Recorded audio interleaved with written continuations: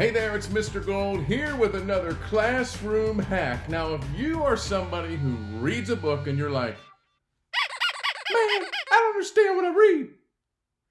Oh, no, I ain't gonna use a puppet. That's juvenile. I'm gonna use an action figure. If you're like, hey man, I don't understand what I read, then this hack is for you. It is a lesson on visualization. And here's what you'll need. You'll need a book. I'm going to use this I Am Malala book because it's informational text, but you can do this strategy with any type of text. Fiction, nonfiction, articles, anything. I'm going to use this book. You also need some Post-it notes and something to write with. All right, let's get started. Okay, so the first step here is we actually have to read a chunk of the text. Now, you can chunk the text anywhere between a paragraph and a page. In this case, I'm going to do the whole first page of this I Am Malala book. So I'm just going to read it out loud to you. I am Malala, a girl like any other, although I do have my special talents. I'm double-jointed, and I can crack the knuckles on my fingers and my toes at will. And I enjoy watching people squirm as I do it. I can beat someone twice my age at arm wrestling.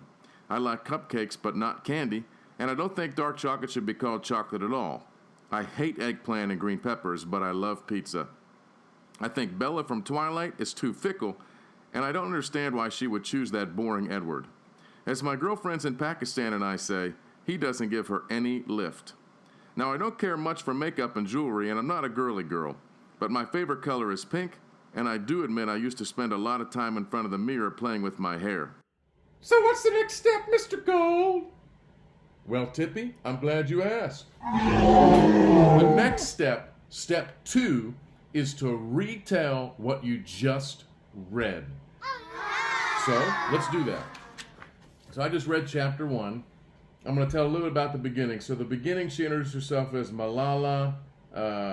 She's like any other girl, but she does have special talents. So then she goes on to talk about that she's double-jointed. She likes cupcakes. She doesn't like candy.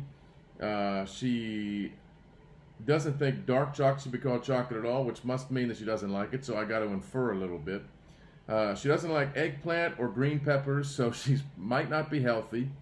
Eater, anyway, that's my inference. But she does love pizza. Got a lot of friends. They don't like Twilight.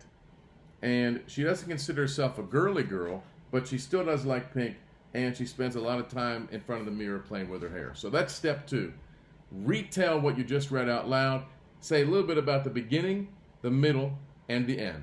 Now, on to step 3. Step 3 is really simple. Take a Post-it note and make a quick sketch of what you read. It could be a stick figure sketch like this, or you could write down just a one-word summary of what you read, and then take the Post-it note and put it on that page or that chunk in your book. That was such a good lesson, Mr. Gold. Thank you, Tippy. I'm humbled that you think so. I'm keeping Tippy. The action figure would be copyright infringement anyway. So that is how you visualize what you read.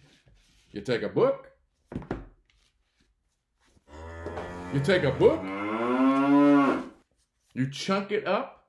Then this time we used about a page. As you're reading, you're thinking aloud, you're getting that picture in your mind, and then to remind yourself of the picture, you come up with a Post-it note where you either put stick figures or summaries or both, whichever is most helpful. And then by the time you're done, you got a bunch of Post-it notes lined up, then you can just read the Post-it notes and you know what you read. And that is how you visualize.